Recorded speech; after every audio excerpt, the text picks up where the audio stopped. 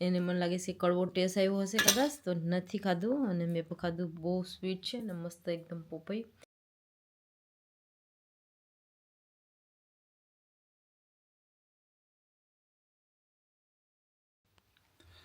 હર હર મહાદેવ, જય શ્રી કૃષ્ણ, જય સિયારામ. કેમ છો બધા? તો સવારમાં તડકો એટલો મસ્ત નીકળ્યો હતો અને અત્યારે થોડુંક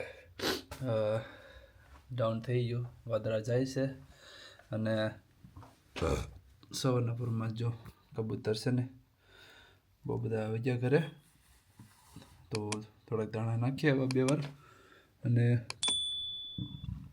આવી જશે. અને થોડીક તબિયત હજી બરાબર લાગતી નથી, ગળું પકડાય છે આખું અને નાક તો એકદમ નિઝરોના કારણે બધું ખરાબ થઈ ગયું અને બ્લોક પણ થઈ ગયા છે.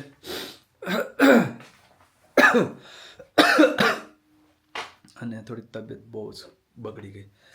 તો જય શ્રી કૃષ્ણ, જય સિયારામ. અને બધાને કેમ છો? એકદમ મસ્ત પાસવા ઉપર આવ્યો એક કબૂતર નવું એવું છે કાઢ્યું, તો તમને બતાવું. તો ત્યાં એકદમ એવું કાળું કબૂતર આજે ફર્સ્ટ ટાઈમ મેં તો દેખું, આખું કાળું કબૂતર જો અહીંયા. અને આ એક વ્હાઇટ કલરનું છે, એ તો રેગ્યુલર આવતું હોય જ છે. અને ઉડી અહીંયા બધા ઉતરી પણ ગયા. તો તમે બધા કેમ છો? ઓરાઈટ છો? તો આજનો બ્લોગ પાછો ચાલુ કરીએ છીએ. ગઈકાલે બ્લોગ નહોતો બનાવ્યો. લાસ્ટ ટાઈમ 2 બ્લોગ બનાવ્યા હતા સાથે, એક કુકિંગનો અને મેં બધું શોપિંગ ને આ તે બધું કર્યું હતું ને એ બધું 2 વિડીયો બની ગયા હતા. કેમ કે તો બહુ બધા લોંગ બની ગયા હતા, તો એના કારણે કંઈ કરી ન શીખ્યા. ગઈકાલે થોડુંક મેં બ્લોગ લીધું હતું અને સ્ટાર્ટિંગ કર્યું હતું, પણ આખો દીનો બ્લોગ બન્યું નહીં. તો એમાં અમારું જે ઇન્ટરનેટનું બ્રોડબેન્ડ સિસ્ટમ નવું અપડેટ કરવાનું હતું, કેમ કે વર્ઝિંગ મીડિયાનું હતું અમારી પાસે, ચાલતું હતું, ઓરાઇટ હતું, પણ અપલોડિંગ સ્પીડ 0% હતી, ખાલી 12% જેટલી હતી નોર્મલ એકદમ. તો આખી રાત માટે લેપટોપને રાખવું પડતું હતું અને બહુ સ્ટ્રગલ થવાનું કામ હતું. તો કંઈ અપલોડિંગ કે કંઈ લાઈવ સ્ટ્રીમ કે કંઈ બનાવી નહોતા શકતા પ્રોપર રીતે. અત્યારે લીધું છે એક બીજું 600 અપલોડિંગ સ્પીડ અને 600 ડાઉનલોડ સ્પીડ બંને સાથે મળે છે. તો 1200નું પેકેજ છે આખું. તો બહુ સરસ રીતે ગઈકાલે અમે જોતા અડધી કલાકમાં જે આગલો વિડીયો છે ને તે અડધી કલાકની અંદરમાં બિફોર અડધી કલાકમાં પણ થયું લાગે છે.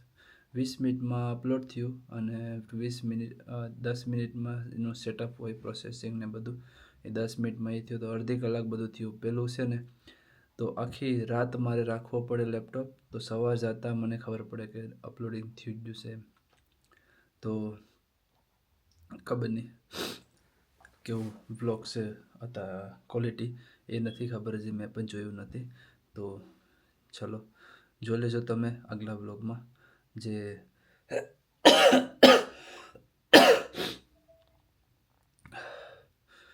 ગાજરનો હલવો બનાવ્યો છે, એકદમ જ્યોતિએ મસ્ત કેટેગરીમાં નાખ્યું છે બધી વસ્તુ અને બહુ ફાઇન રીતે બનાવ્યું છે. અમને મારું ગળું પણ છે ને થોડુંક બેઠેલું લાગે છે, તો એટલું બોલી બોલવામાં મજા નહીં આવતી. અને એક હજી પાછા ઇન્ડિયામાં મારા કાકી થાય, તો હજી નાનું સ્વર્ગવાસ થઈ ગયું છે.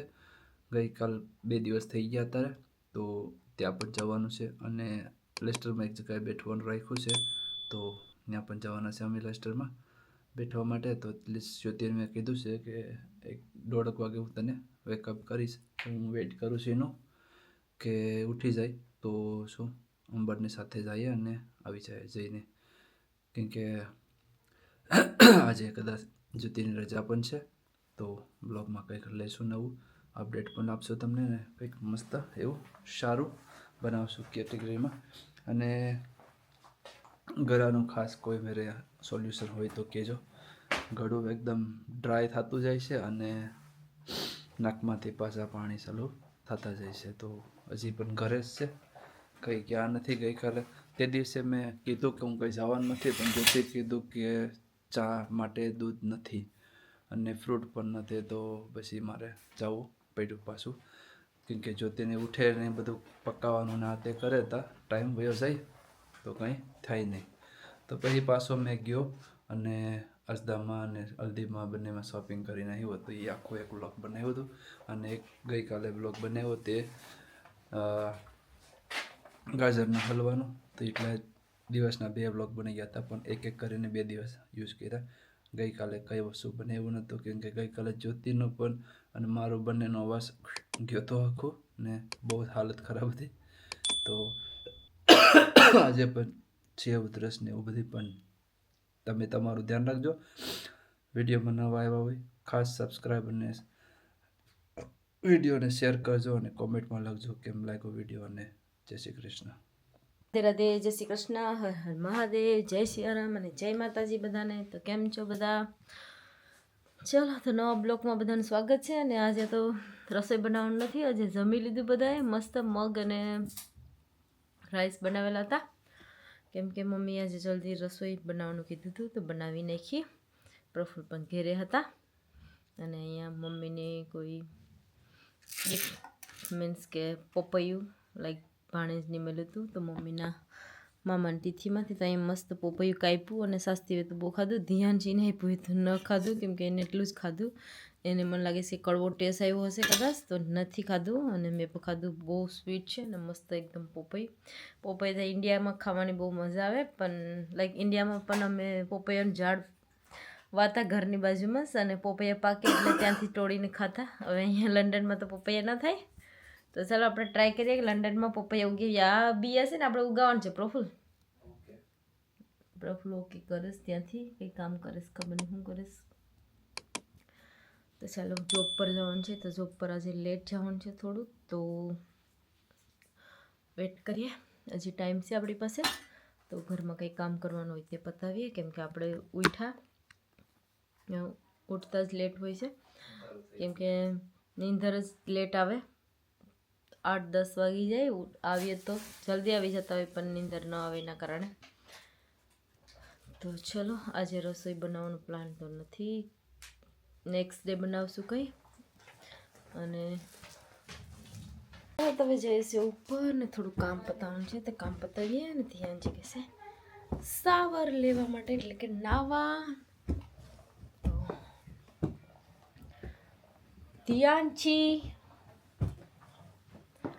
oh my god, અને શાસ્તી વેરી બિઝી.